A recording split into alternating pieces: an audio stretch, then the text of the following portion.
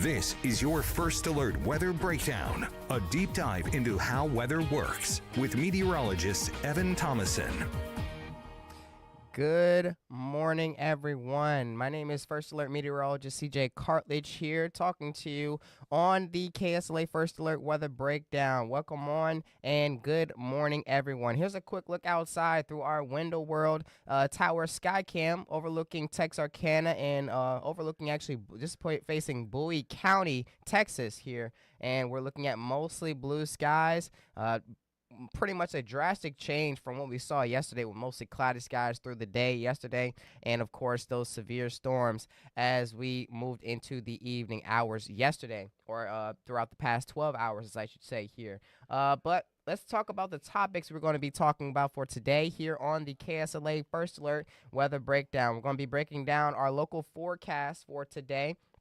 And we'll also be recapping yesterday's storms and talking about the different damage reports that we saw and the different reports of hail and damaging winds that we saw across the Arklatex. That will be coming up after the break in just a couple of minutes or so.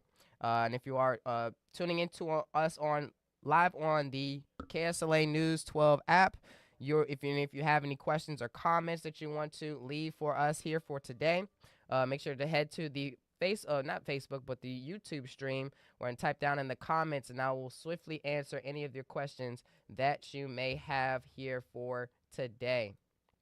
I'm going to bring myself here on the screen. Hello, everyone. Once again, I'm First Alert Meteorologist CJ Cartledge here, talking to you about the local forecast for today and recapping Sunday's storms as we move through the next couple of minutes or so. Today, we're expecting mostly sunny conditions, a drastic scene from what we saw just less than around 12 hours ago with the severe storms running through the Arklatex, or at least most of the areas around I-20 and southward. Most of the northern half did not see much, or if any, rain showers and storms from yesterday, let alone the severe storms from yesterday. So let's jump right into that forecast here. There's a live look once again from Texarkana and Bowie County, mostly clear skies out there, and we're expecting those conditions to last through the rest of the daytime hours today and into tomorrow. Sunny forecast for Monday. As we head towards Tuesday, we're going to get even hotter out there. Believe it or not, we may hit the upper 80s out there, mid and upper 80s across the region. But as we head towards Wednesday and through the rest of the week, we're going to be experiencing some higher rain chances and especially some storms as we move to the end of this work week and into our next weekend coming up. So let's dive into what the temperatures will be doing throughout the next couple of hours, or at least through the next couple of days for today at least. Monday, we're expecting highs to reach into the upper 70s and lower 80s across the region. 80 for Shreveport, according to this model. It doesn't look to be the actual high for today, but it may just be a few degrees off because of that. But as you can see, this is the forecasted highs that we have for today around the Arklatex. 80 for Nashville, 81 for Hope.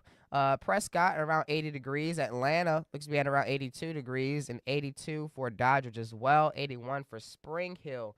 Over in East Texas, we're looking at temperatures pretty much in the same range here, lower 80s, not so much upper 70s though. 70 or 81 for Mount Pleasant and Dangerfield, 82 for Longview, 84 over near Henderson, looking to be the warmest portion around the Arklatex, which is pretty normal for Henderson, Texas.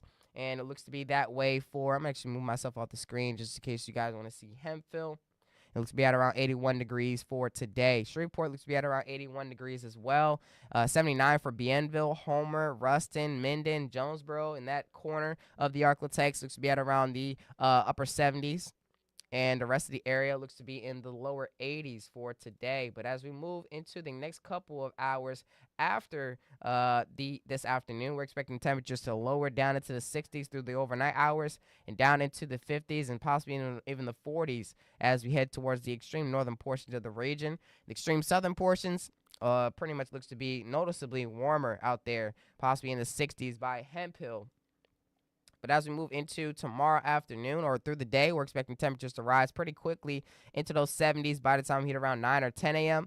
and into the upper 80s for most of the Arklatex. Actually, as we move towards Shreveport, looks to be at around 87 degrees according to this model. Same for Nacogdoches. I know yesterday's forecast high was an 89 out there, getting close to some lower 90s. But as we move towards Ruston, looks to be at around 84 degrees, 86 for Mount Pleasant, 84 for DeQueen, and we're expecting temperatures to decrease once again into those lower 60s and upper 50s by tomorrow morning, or not tomorrow morning, but Wednesday morning. And by Wednesday afternoon, we're expecting some cooler conditions, mainly because of higher rain chances across the Arklatex, and there's going to be most likely rain out there as opposed to any types of severe weather. I'll be talking about the severe weather potential for this week later on in this forecast. The next 5 days shows that temperatures are expected to incline into the upper 80s, potentially the lower 90s, but all the while throughout this week, we're expected to reach temperatures above that average high for this week here. 72 looks to be the average high. 73 looks to be the closest high temperature that we will have for this week on our Friday. And that also comes with higher rain chances here. A little bit of a drier day for Thursday, but we're experiencing higher rain chances for Wednesday, maybe even Thursday now, as I've just seen. But Friday as well, we're going to be experiencing some higher rain chances for that day. And taking a quick look at infrared satellite right now, this is pretty much what's going on across the whole country in the low pressure system that affected us just yesterday, bringing those severe showers and storms. It's now moving off to the south and east and affecting areas in southern Louisiana and the southern portions of the southern and eastern states, and like southern Mississippi, southern Alabama. It's posing actually a slight risk of severe weather for areas near New Orleans for today or this morning.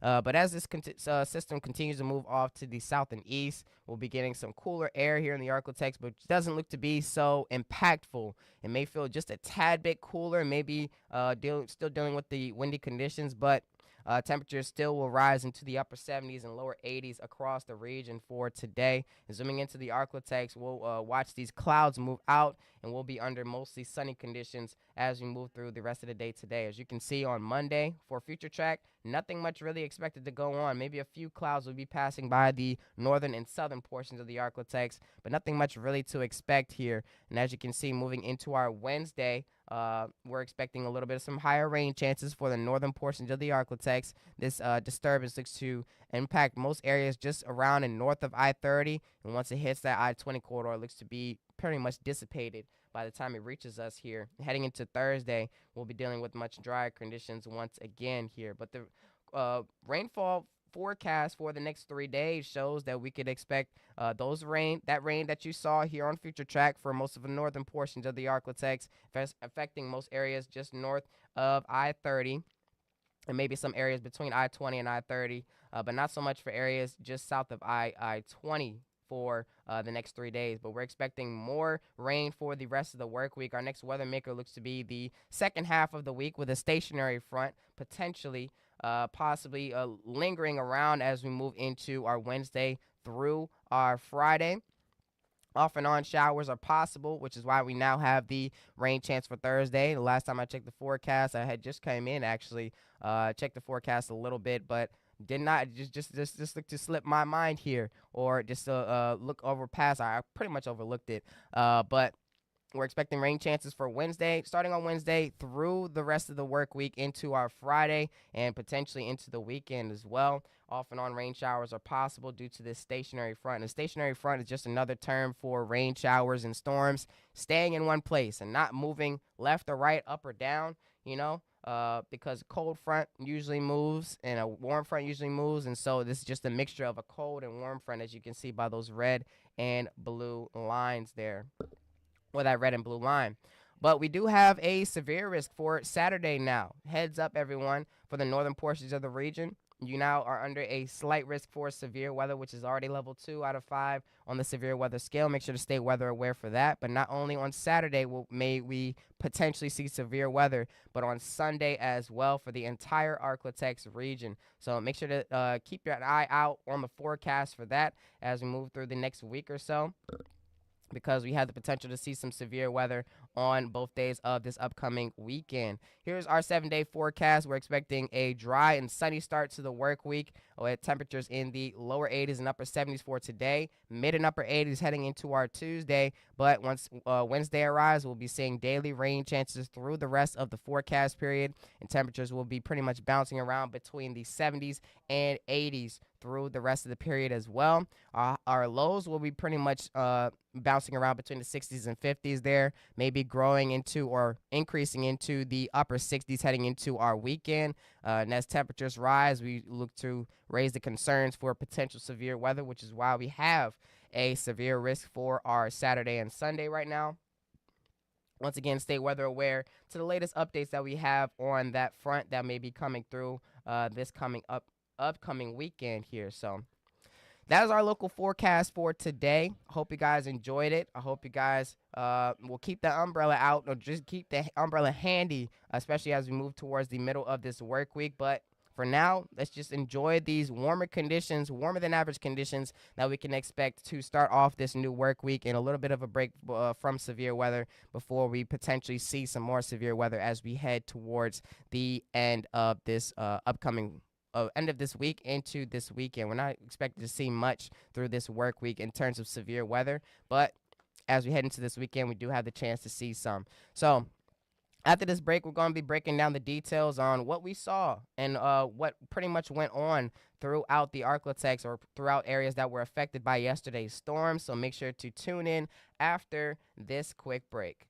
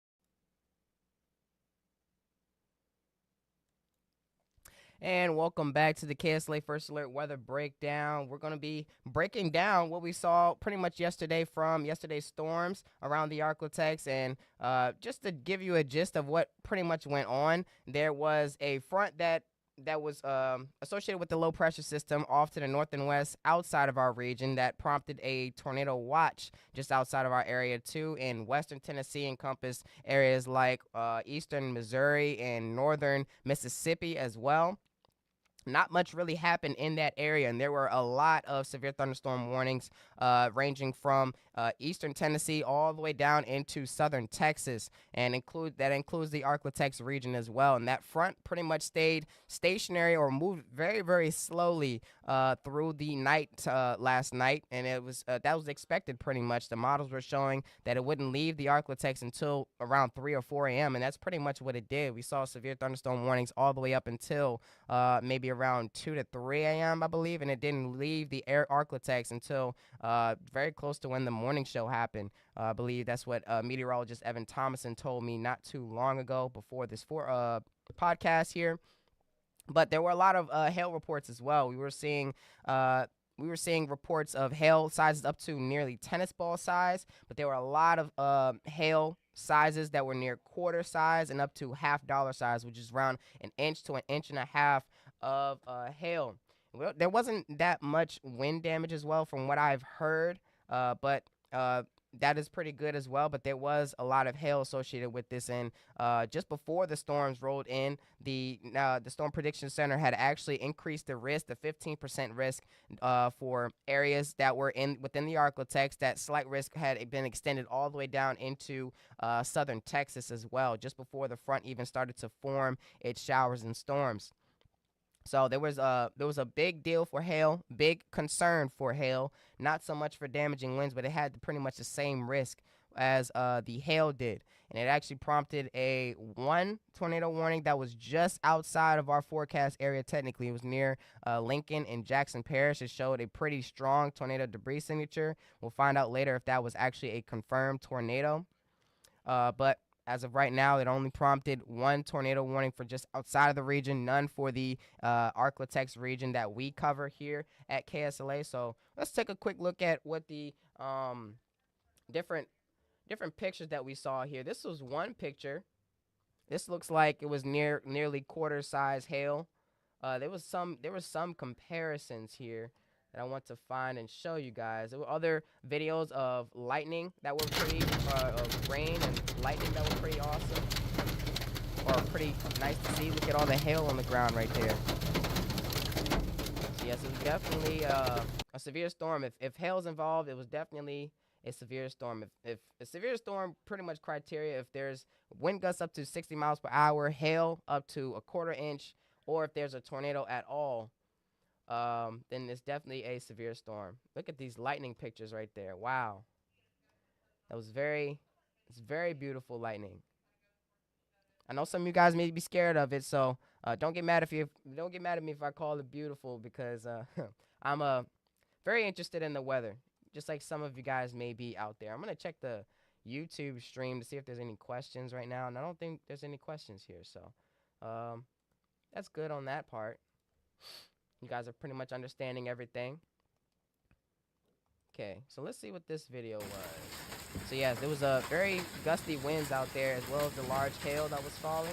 So if you were outside, you definitely did not want to be outside. You definitely needed to find your structure. This is silver dollar size hail in South Bossier. South Bossier did see some get hit hard by a hailstorm yesterday. I believe it was 2 hailstorms that passed by South Bossier that produced hail up to $half size and quarter size, maybe up to 2 inches in diameter. There's another hail video in South Bossier. Heavy rain and/or hail. So yeah, this is very, very interesting. And usually how hail starts here, I want to describe how hail starts.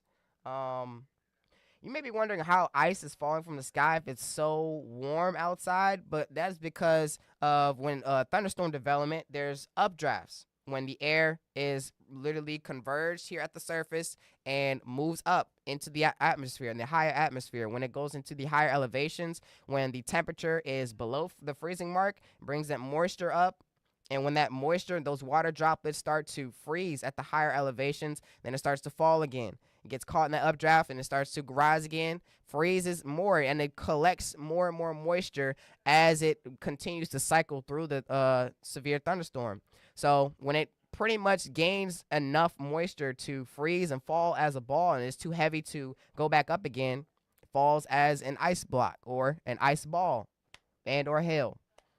So that's pretty much the deal and the gist of what brings about hail in this type of situation here. So here's another one. Here's another video it's off Sligo Road in Houghton, Louisiana. It was hail found on their porch, I believe that was. South Bossier hail right here. Look at that. That looked like it was a little bit bigger than quarter size for this one. That third one from the top that you see, and maybe half dollar size or close to 2 inches there. There was hail found in Minden. There was another strong storm cell that moved past Minden that prompted some hail to fall over there.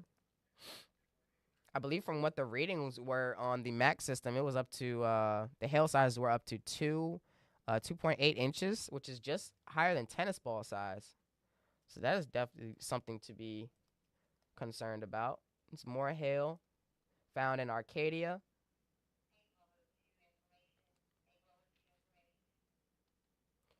Yeah, we got a lot of reports here. There's a comparison right here. This is near penny size, so I believe this is just less than an inch in diameter. So it was hail that was in Minden.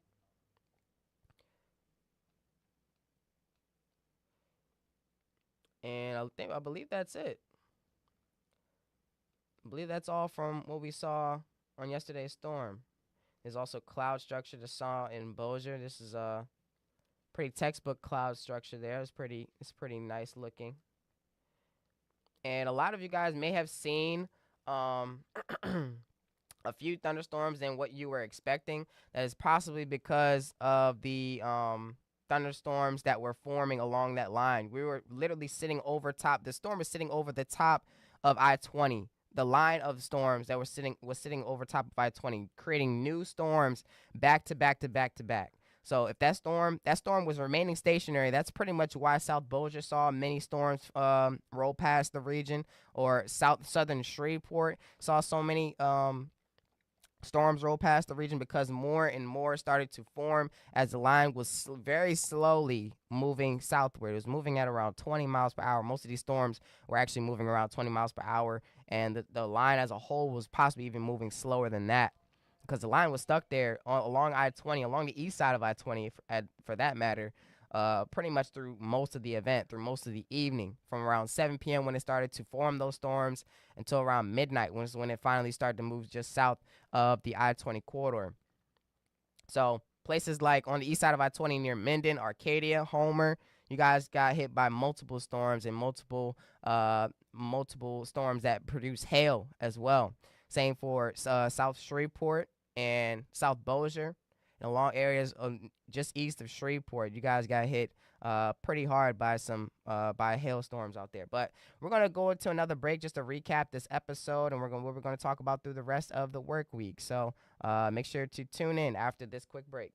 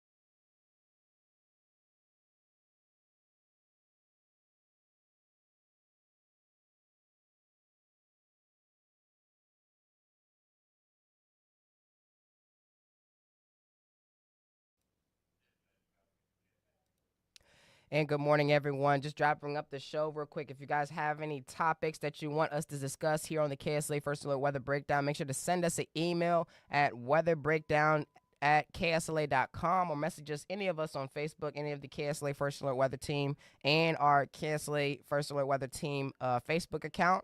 You can join us on weekdays at 10:30 a.m. But for now, I'm going to be hopping off of here. So make sure to enjoy the rest of your day, and I will see you guys tomorrow on the next episode of the KSLA First Alert Weather Breakdown.